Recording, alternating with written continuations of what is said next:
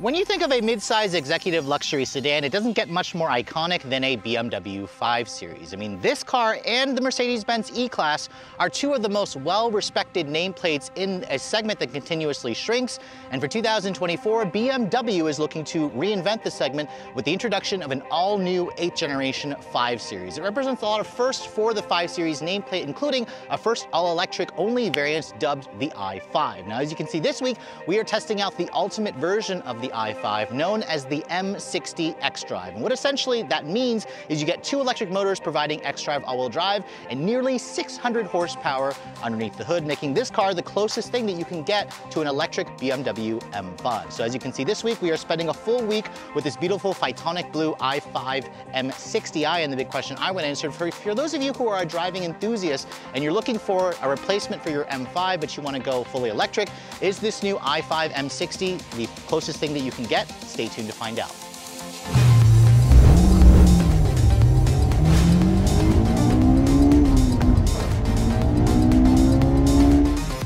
So before we start talking about the all-new exterior styling of this BMW i5, I thought I'd pop the hood and show you guys what's underneath here. Now, a lot of EVs typically have a large frunk, and as you can see in typical 5 Series or BMW fashion, there's an extremely long hood here to make space for an inline-6 turbo. So this is where you would assume there'd be a really large frunk. Sadly, as you can see, that's probably one of the biggest plastic engine cover shrouds that I've seen, and sadly, there is no frunk space underneath here.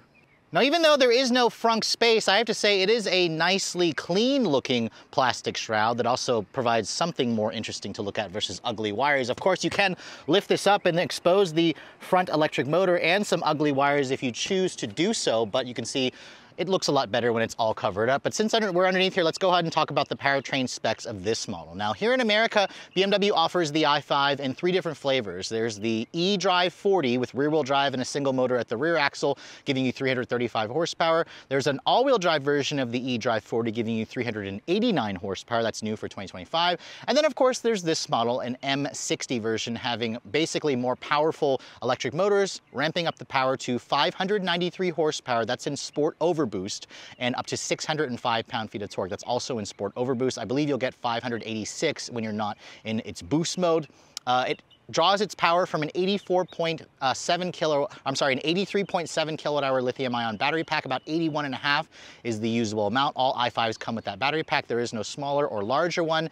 And BMW says with power going to all 4 wheels, that with xDrive going through a 1-speed reduction gear transmission, you should be able to do 0 to 60 in about 3.7 seconds and reach a top speed of 155 miles an hour. Now, this model here with the bigger wheels will do about 240 miles of range. If you guys go for a rear drive model with the smaller wheels, you can do up to 295.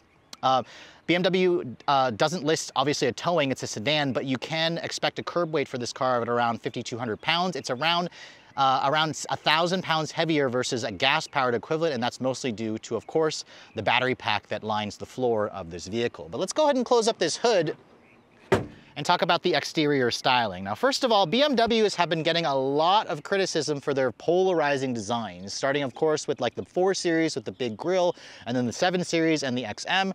And they went with a very conservative look here for the i5 and the new 5 Series sedan. In fact, between the electric and gas models, your only noticeable difference is going to be in the grille. You can see the twin kidney grills in the i5 are closed off. They do have some active grille shutter openings. You do have a MFI badge there.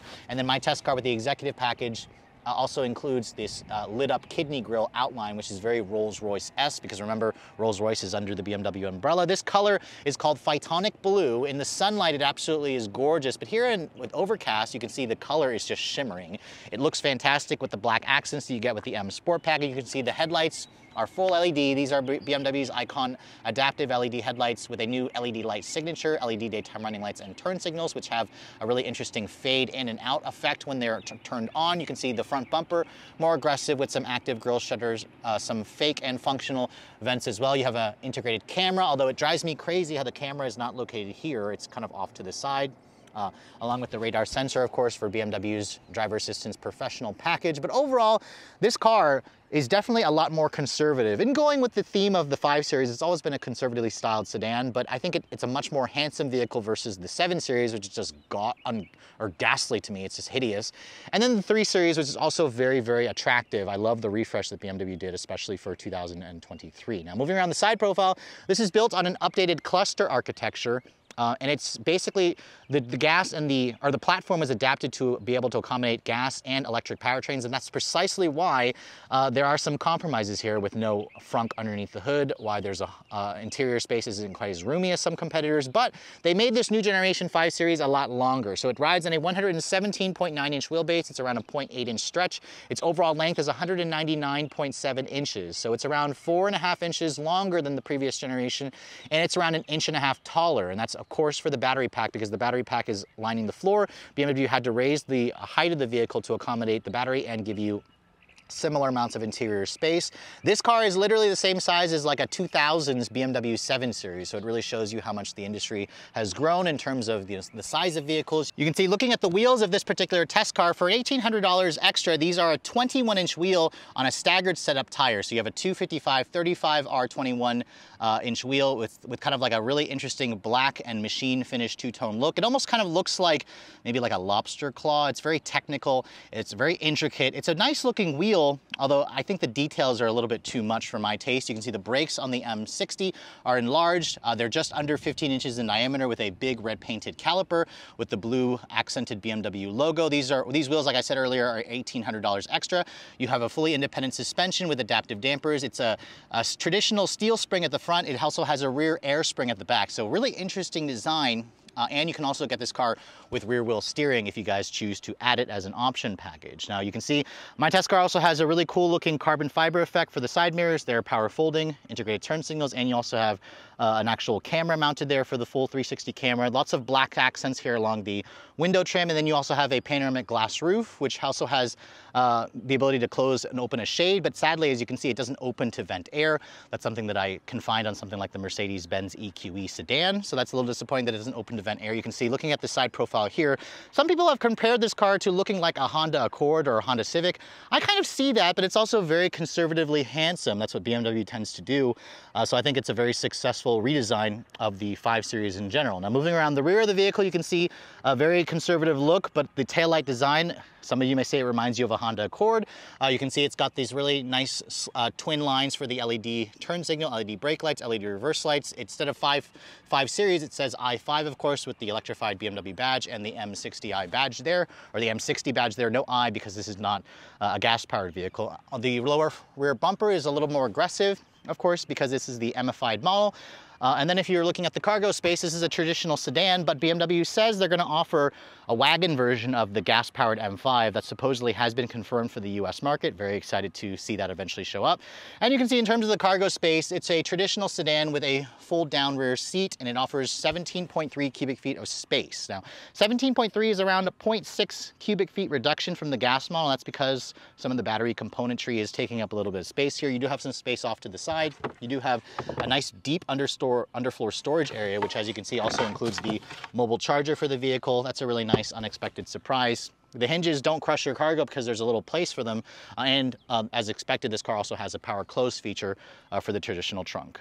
One thing I forgot to mention, when you plan to charge the i5, you're going to find the charge port door here on the rear passenger side of the vehicle. You can see it almost looks like a conventional gas door. And this particular model here has the older J1772 and CCS combo plug. And that's because BMW will eventually adopt the NAC North American Standard plug. That's probably coming for 2025. And in terms of charging speed, this vehicle has an average charging rate. So it can accept up to 205 kilowatts on a DC fast charger. It has an onboard 11 kilowatt level 2 charger, which means if you can find a fast charger, it'll basically go from 10 to 80% in about 30 minutes. If you plan to charge this thing on a level 2 at your home at a 48 amperage, you'll be able to go from 0 to 100% in roughly 9 to 10 hours. So pretty average charging speed. If you look at something like a Genesis G80 electrified or a Porsche Taycan, those vehicles are going to charge a little bit faster.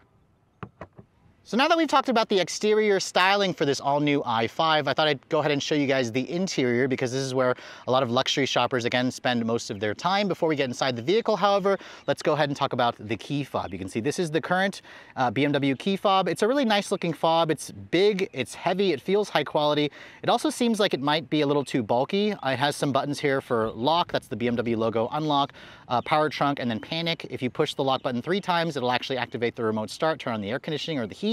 And you can also use your phone as a key as well. Now, as you approach the door handle, you can see the door handle is actually not a pop-out or retractable door handle, which is kind of refreshing. This vehicle does offer a walk-away unlock and lock feature, which if you lock the door, you can see the mirrors will fold in. It'll have that nice and loud BMW lock confirmation chime. As I approach the door handle and touch the back, that's what's gonna open the door. You can see it opens up the traditional way. And then my particular test car has a color combo that I personally wouldn't get myself. It's the blue exterior, Phytonic blue, with the Veganza black leather interior with the contrast stitching and the M colors. With the blue contrast stitching. It's a nice looking seat, but I would have preferred to get either like the red or the brown or the beige interior, just something a little bit lighter to go with the dark blue. I think would have been a better color combination. You can see the door panel has some pretty high quality materials. I mean, this is a BMW, you expect that. You can see the upper portion has a leather stitch soft touch area with the fancy Bang & Olufsen or Bowers & Wilkins sound system, which I believe has 21 speakers, if I remember correctly. And you can see it has some metal speaker covers. It has that beautiful interaction bar, which goes from the dash all the way into the door panel, which you can change the color to. Nice padded area here with the contrast blue stitching. The window controls have a high quality feel. All of them are one touch up down. There's a power retractable shade at the back. And I would have liked to see the window controls accented in metal controls, but it still feels pretty high quality down here. It's also soft touch injection molded plastic, nice storage compartment there. And you can see there's beautiful carbon fiber splashed throughout the interior of my test car. Now the seats, they adjust, I believe, in 16 different ways, if I'm not mistaken. Although my test car is missing the massage function. It does have 3-level heated seats, but it's missing ventilated seats. It's an extra $500 if you want ventilated seats, and an extra $1,000 if you want massaging seats. So that's where some of the German brands aren't really great in terms of value. A lot of the other brands are going to offer more in terms of value. I mean, these seats should be heated and cooled as standard, especially at this price point.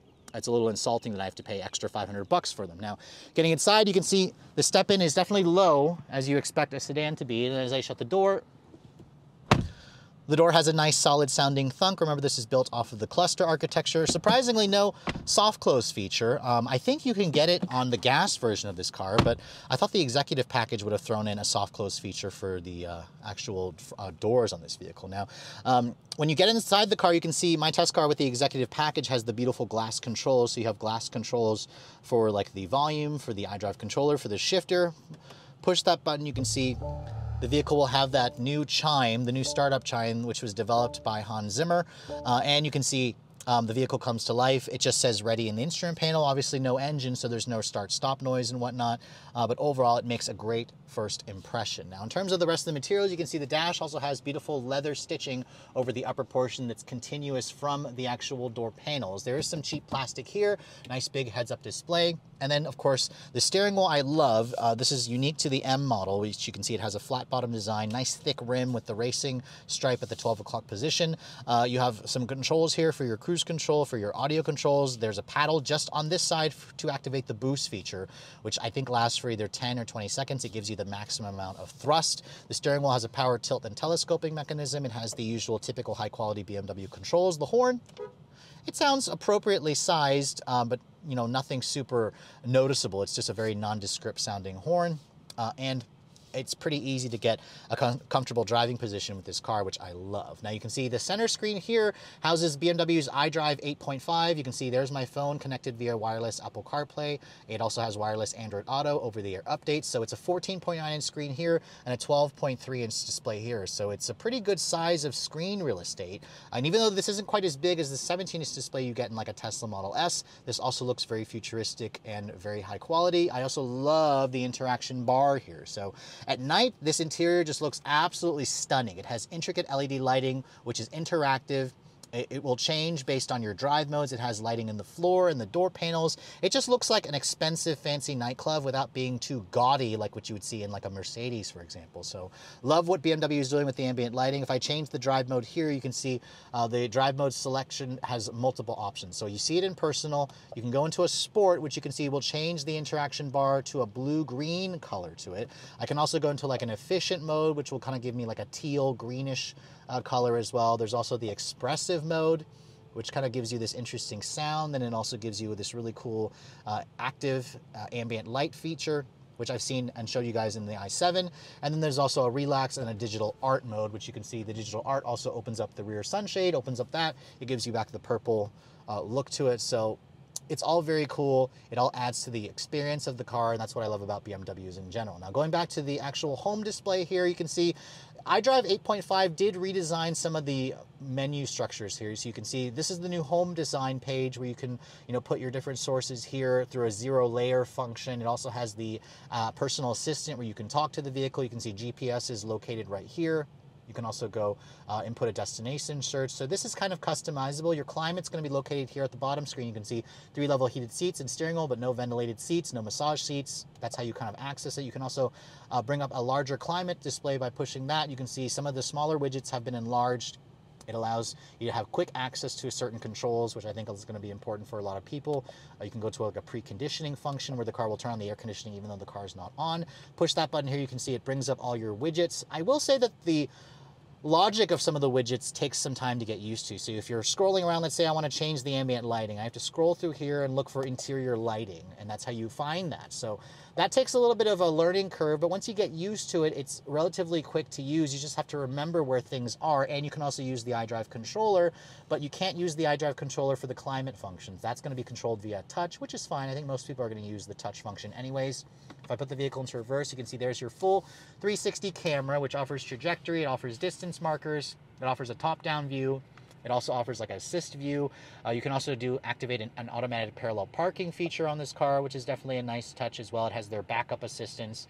You can go to like a car wash view or a camera cleaning view, which is kind of cool. So the graphics and resolution are among the best in the business. That, of course, is part of an optional package. My test car has a driver assistance professional package, which also includes auto steer. It has these little status bar lights in the steering wheel when the system is active, which again is what you expect in a vehicle of this caliber. You can see down here, the air vents are also interesting because first of all, you have this beautiful carbon fiber, the beautiful glass controls, and then you can open and close the air vents by basically sliding your finger along this slider. Now the 1 indicates that it's open completely. You can also go to a half open. There's 0 and indicates that it's closed, but that's not how you adjust the airflow vent, the airflow of direction. You have to use this little manual slider down here, which is also the same thing here and on the driver and passenger side, and that's how you manipulate where you want the air to flow, which is kind of cool. A little bit too much of an extra step, I think, but it's nice that at least it's not in the screen. It's an actual physical control. It still looks really cool.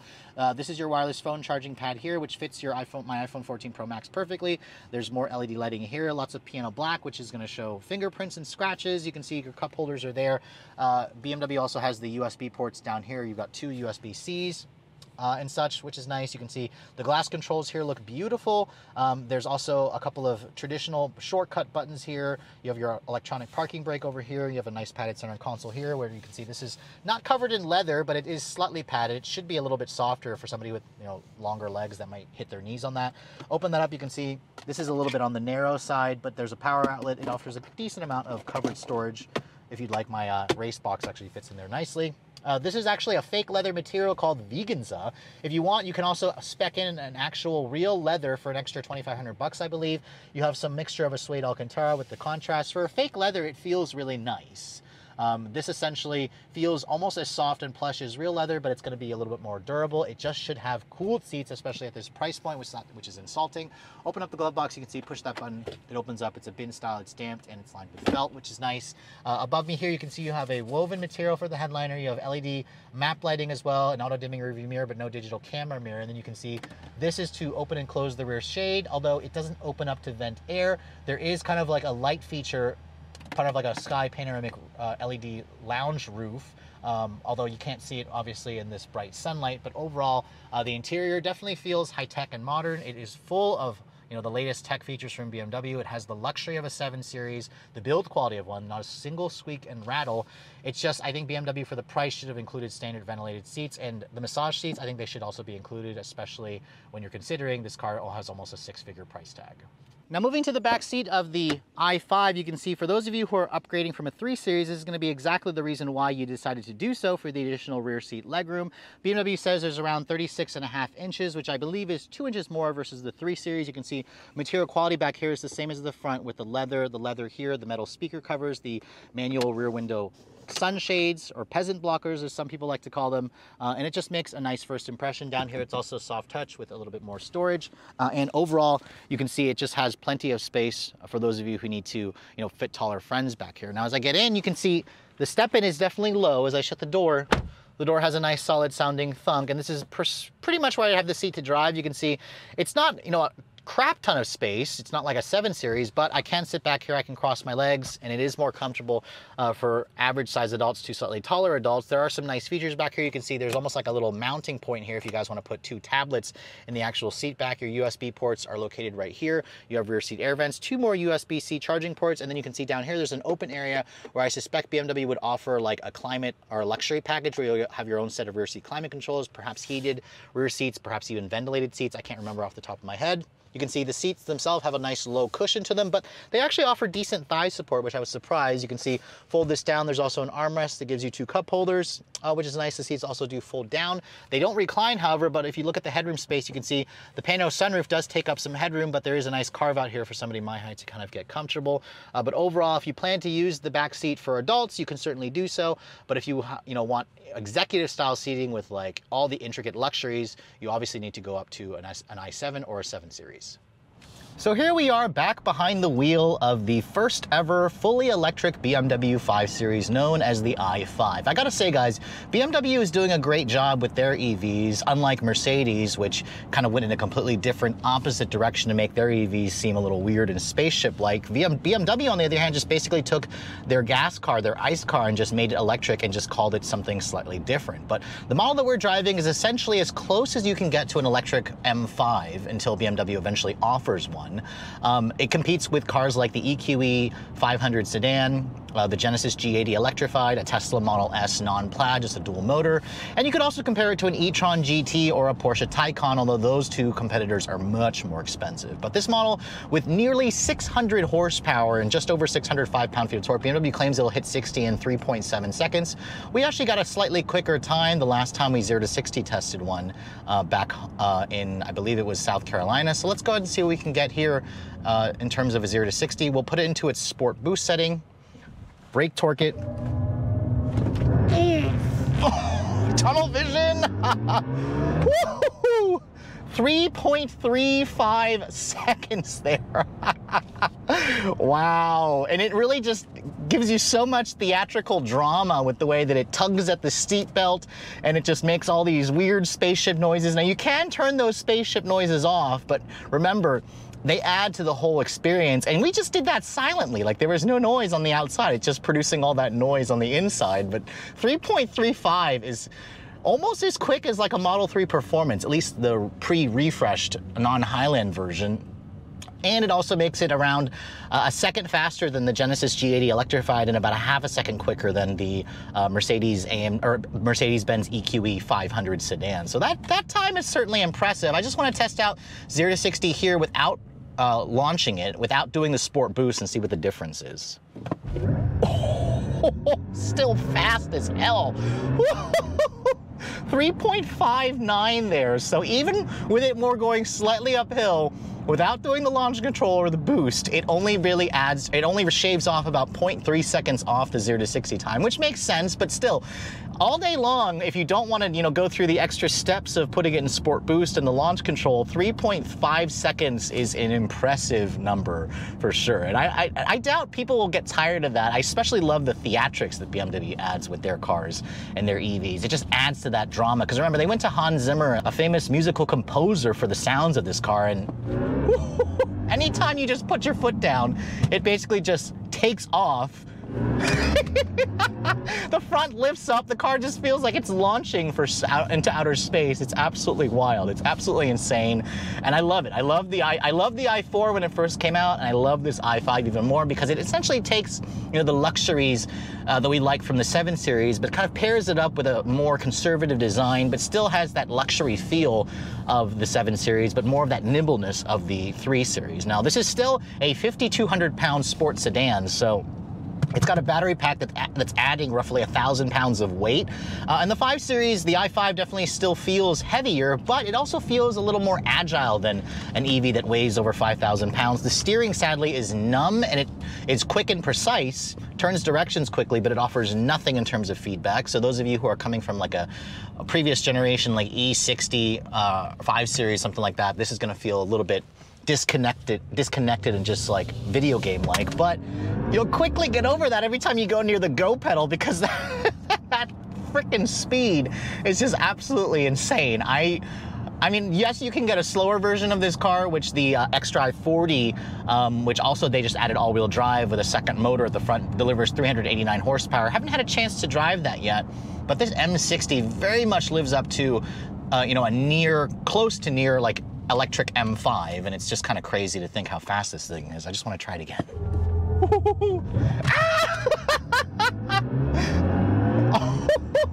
3.3 again, so very consistent time there, and it really just makes my stomach feel like it's left in the back seat. So I adore this car. I mean, yes, the Audi e-tron GT is quicker in the RS trim, and a Porsche Taycan is quicker. I got way more tunnel vision in the Taycan, the one that I drove in Spain, the heavily revised version last month. But I have to say, this is considerably more affordable. And the car that I haven't driven yet is the revised Model S in the plaid or non-plaid version. So that's the car that this car needs to essentially beat. The Tesla says that model will do 0 to 60 in just over 3 seconds, 3.1, but still 3.3 is nothing to sneeze at, and it's a little bit faster, a smidge faster versus the i4 M50 that I drove last year. But let's go ahead and switch the drive mode here. We'll go into just the normal setting. BMW calls it personal. You can also go into an eco setting. This is where the steering gets a little bit lighter. The adaptive dampers go a little softer. My test car is missing, I believe, the rear wheel steering. You can get it on the gas 5 Series, but I didn't see it in the option package for this model unless it's standard. Although I don't think it's standard because I didn't see that in the option package or in the standard equipment package for this car. But even though this car is now about the size of as a early 2000s BMW 7 Series, it still, again, feels like a, you know, proper sports sedan. You sit, you know, nice and low, although this car is a little bit higher. I don't feel like I'm sitting in like a crossover. I feel like I'm sitting in a car that's ready to attack your favorite back road. I wouldn't really want to take this model to the track, although, you know, that's what the M5 is for. We hear rumors of the next-gen M5 having the same powertrain from the XM, so it'll be a plug-in hybrid with over 700 horsepower, which should be fantastic. In terms of the rest of the driving demeanor, the visibility out of the i5 is excellent. I can see out of the front, the side. This pillar is a little thick. The view out of the back is good. The window doesn't have any weird slope, so I can see out of it nicely. No digital camera rearview mirror. I kind of wish BMW would offer that. It has their full suite of driver assistance tech. My tester has the driver assistance professional package as well, so it will essentially keep me centered in lane. It'll drive for me in low-speed traffic conditions where it'll steer. It'll even change lanes for me. And it also has a feature that watches my face to make sure that I'm paying attention. So again, it's all pretty nice, you know, in terms of the driver assistance tech. The infotainment system in this car also I love. It has their iDrive 8.5. The wireless CarPlay is massive. The screen's big. Although the Tesla has a 17-inch screen, I like the way BMW implements this with the beautiful ambient lighting. Sadly, my test car is missing the massage function, which I would have liked to have.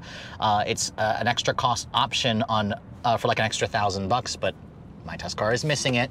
In terms of the ride quality, this car also has a really nice ride. Even though it's on 21-inch wheels, it just soaks up the bumps nicely. The rear suspension is air. The front suspension, however, is not.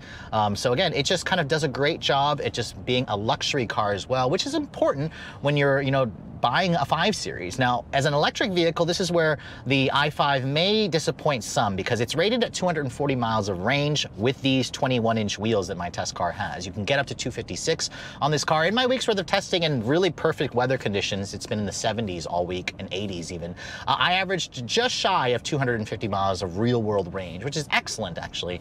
This car does have an 84.3 kilowatt-hour battery pack. About 81 is usable. It would do much better range if BMW would put a bigger battery. Like, you can get 100 kilowatt hours in a lot of its competitors. The Mercedes has a 90 kilowatt hour battery pack.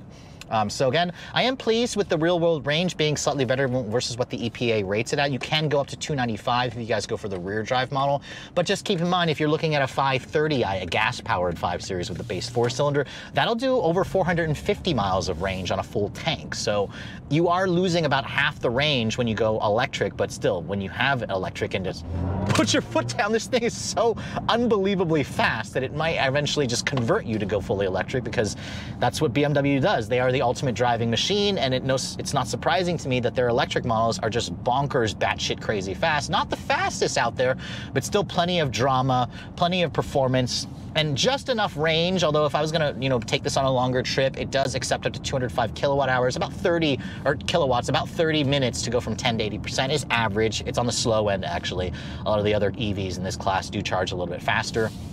But overall, I'm very impressed with the i5. Just short of driving the Model S, the refreshed Model S, this is definitely one of my favorites out there. The Taycan is also another favorite, but the i5 gives you similar performance and similar handling dynamics. Well, not similar, but just one notch below at a significantly lower price tag. So even though BMW, like so many other brands, continues to push toward SUVs, the 5 Series still represents a pretty healthy amount of sales for BMW as a brand. The company managed to sell just under 23,000 units in the US in all of 2023. And while that number is about half as good as what BMW used to do, it's still a healthy number considering the fact that this is a expensive luxury mid-size sedan in a world full of SUVs. But after spending the week driving the electric version of the 5 Series, I have to say, everything that you like about the old 5 Series is captured here, but what the company has done here is they've blended a lot of the luxury and technology from the new 7 Series in a package that isn't so hideously ugly. Now, of course, looks are very subjective. I still have not warmed up to the looks of the new 7 Series, but I think BMW has done a good job at just combining the handsome looks of the 3 Series with the larger package and interior space of the 7 Series. The interior is really where the beauty of the new 5 Series lays, because it has all the same luxury glass controls and intricate ambient lighting that we see from the 7 Series. And it has the same high quality interior with a bigger back seat. The iDrive 8.5 system also works well. It's one of the best software systems you're gonna find in the industry with its large screens. And then in terms of performance, this model here did 0 to 60 in 3.3 seconds, which is just ridiculously quick.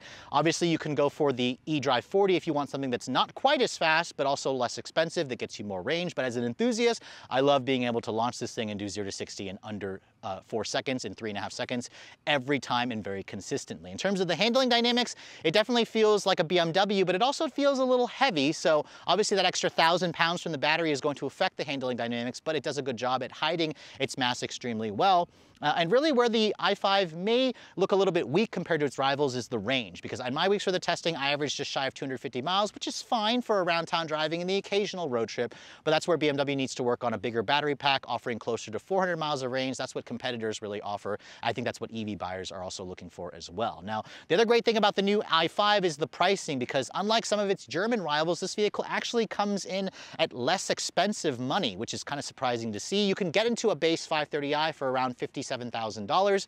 The i5 xDrive or eDrive 40 is going to start around $10,000 more at around $67,000 for a base version at $3,500 if you guys want all-wheel drive. Now, the equivalent eDrive 40 is kind of equivalent to a 540 with its straight 6-cylinder engine. When you look at it from that angle, you're really looking at a price difference of around $4,000 to $5,000, especially if you're looking at an all-wheel drive to all-wheel drive equivalent. The M60 version starts at just over 84 grand, which I know is definitely a lot of money, but it does undercut something like the EQE 500 by about $1,500. And if you're looking at a Porsche Taycan or Audi e-tron, it's going to be around $20,000 less. The Genesis G80 electrified is around $75,000, so it is around $10,000 less than this model, but that vehicle compares more favorably to an eDrive 40i or 40 with xDrive all-wheel drive, which starts at around 70,000. So that's where BMW has done a good job, I think, with the pricing. The sad thing, however, is when you start packing on the options like my test car has here, it balloons the price to just over $95,000. And that's where I think this car gets too expensive, because I think at around 90 grand, it does represent some value in the segment, because I tested like an EQE 500 sedan that was around $95,000 and I just didn't think it was worth it. This car feels like it's worth more of that money, but I guess if you're comparing it to like an old 550i, which had a gas twin turbo V8. This vehicle comes in similar pricing, but it's also quicker. So it really just depends on what your priorities are. If you expect your luxury sedan to have a honking V8 under the hood, this may seem like it's overpriced, but if you really love tech, but you also love speed, performance, and luxury and handling, this is where the i5 could come in at a screaming deal, and it really just depends on what your priorities are in this particular segment. With all that said, hope you guys have enjoyed my full overview on the brand new 2024 BMW i5 M60. If you're also looking to see the latest cars I'm testing, be sure to follow me on Instagram at redline_reviews, like us on Facebook, and as always, guys, please keep subscribing to the Redline Reviews YouTube channel for all the latest reviews. Thank you so much for watching. I'll catch you all in the next video.